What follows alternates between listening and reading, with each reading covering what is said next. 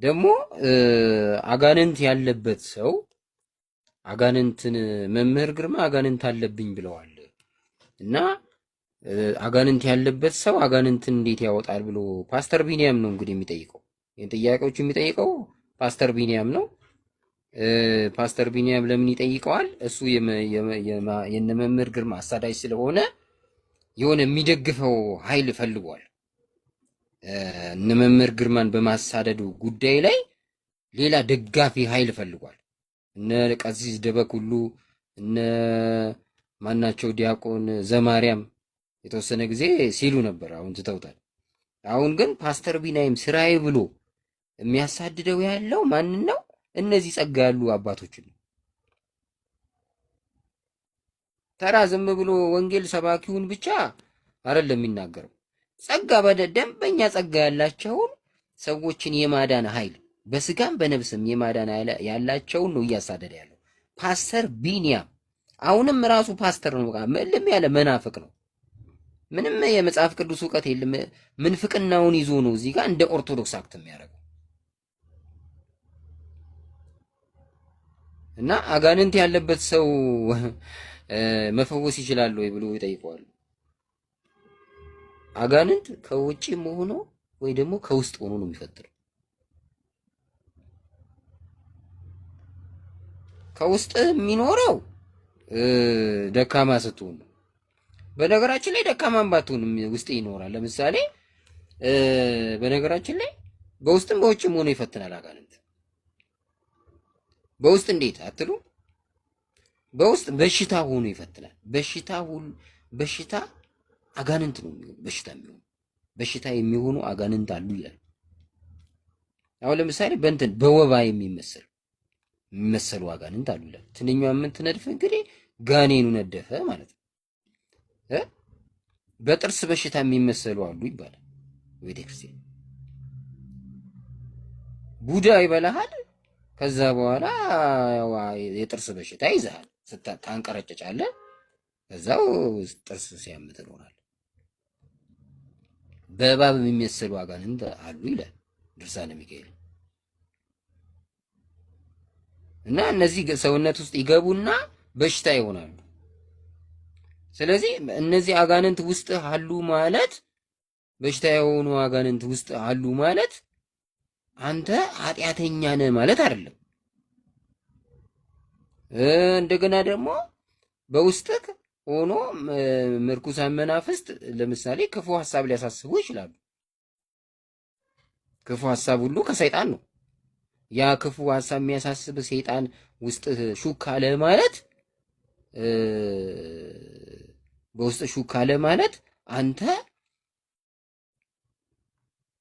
እንደዚህ ድውያንን መፈወስ በአጋንንት የተያዙ ሰዎችን ማዳን አትችልም ማለት አይደለም። አሁን ምንድነው ሊሉ የፈለጉት?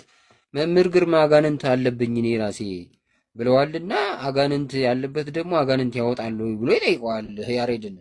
እንትና ማን ነው ስሙ? ፓስተር ቢኒያም። አይ አጋንንት ያለበት አጋንንት ያለውን ሰው ማስወጣት አይችልም ይላል ያሬድ። በቃ ልም ያለ በቃ የማይምነት መልስ ማለት ነው። ነገር ግን በየገዳሙ ብትሄዱ ማለት ነው በየገዳሙ ብትሄዱ አባቶቻችን መነኮሳት ምንድን ነው የሚያደርጉት?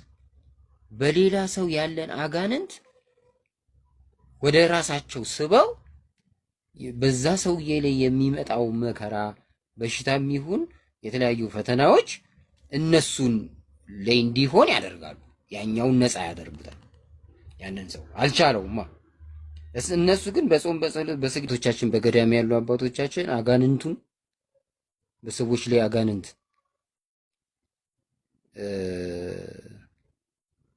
ስበው ያንን ሰውዬ ነፃ አውጥተውት አጋንንቱን በእነሱ ላይ አድርገው ፈተና እንዲበዛባቸው በማድረግ ጸጋቸው እንዲጨምር ያደርጋሉ። የአጋንንት ውጊያ በዛብህ ማለት እኮ ፈተና በዛብህ ማለት ነው። ፈተና በዛ ማለት ፈተናውን ስታልፍ ክብር በዛ ማለት እኮ ነው። በሰማይ የምታገኘው ጸጋና ክብር በዛልህ ማለት ነው። ሌላ ምንም ማለት እኮ አይደለም። ስለዚህ እንደውም አንባቢ አይደለሁም፣ ግን አጋጣሚ ካነበብኩት ብነግራችሁ ምንድን ነው የሆነው? እንትና ማን ነው ሰማዕቱ ቅዱስ ጊዮርጊስ ከእግዚአብሔር የሚሰጠው ጸጋ እንዳይበዛ መከራው እነዚህ ነገር ንጉዙ የሚያደርስበት መከራ በዛ ማለት በሰማይ የሚያገኘው ጸጋ በዛ ማለት ነው። ስለዚህ ያ እንዳይሆን ሰይጣን ያደርግ ነበር ይላል። ሰይጣን ዋና ፍላጎቱ ምንድን ነው? በስቃይ ሰማዕቱ ቅዱስ ጊዮርጊስ ሲሰቃይ ሃይማኖትን እንዲክር ነው የፈለጉ። ግን ሃይማኖትን ሊክድ አልቻለም። ስለዚህ ብዙ መከራ በጨመረበት ቁጥር ብዙ ክብር ሊያገኝ ነው እና አንተ ብዙ ክብር እንዳታገኝ መከራ እንዳይበዛብህ ነው ማደርገው ምናምን ብሎ ተናገረ ብሎ ይላል እንደውም የቂርቆስ ገድል ላይ። እና አጋንንት ያለበት ሰው ኃጢአተኛ ነው ማለት አይደለም፣ ፈታኝ ያለበት ማለት ነው።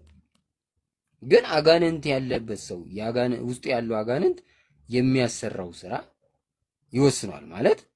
አንዳንዱ አጋንንቱን ተቆጣጥሮታል፣ ውስጥ ቢኖርም የትኛውንም ፈተና ቢያመጣበት ምንም አያመጣም፣ ብቃት አለው ሰውየው። አንዳንዱ እንደኛ አይነቱ ግን የዝሙት አጋንንት በየዝሙት ቤቱ ይወስደናል፣ የዘፈን አጋንንት በየዘፈን ቤቱ ይዞን ይሄዳል። የተለያዩ አባቶቻችን ግን ዘሙት ብሎ ውስጣቸው የሚነግራቸው በውስጥ እኮ ገብቶን መንፈስ እኮ ነው። ሴጣን እኮ መንፈስ ነው። በውስጥ ይገባና ከዛ በቃ ቆንጆ ሴት ለምሳሌ በአካል አይታት ከነበረ በህልም በማታ ስተኛ ያመጣበትና ከሷ ሴት ጋር ምን አለ ብተኛበት ይላል ሴጣን። በቃ ማጥያት ነው ብለህ ትተዋለህ። ብቃት ያለ ሰው ሆንክ። ብቃት የሌለው ሰው ከሆንክ ግን በምትሄድበት በምታገድምበት ጠብቀህ እባክሽ ብለህ ከሷ ጋር ለመዘሞት ትነሳለህ።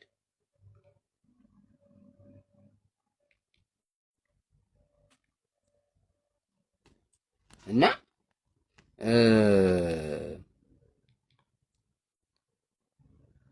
አጋንንት ውስጥህም ይኖራል፣ ከውጭም ይኖራል። ከውጭ ከእንዴት ይኖራል? በሰዎች ላይ አድሮ ይፈትናል። በውስጥ ደግሞ እንደዚህ በሐሳብ ይፈትናል። እንደገና በሽታም ይሆናል። በሽታ የሚሆኑ አጋንንት አሉ ይላል መጽሐፈ ኩፋሌ ድርሳነ ሚካኤል። ስለዚህ በሽታ የሚሆኑ አጋንንት አሉብህና አንተ ድውያንን መፈወስ አትችልም ይባላል። መምህር ግርማ አጋንንት አለብኝ ስላሉ አጋንንት ማውጣት አይችሉም ነው እንግዲህ የፓስተር ቢኒያም አስተምሮ።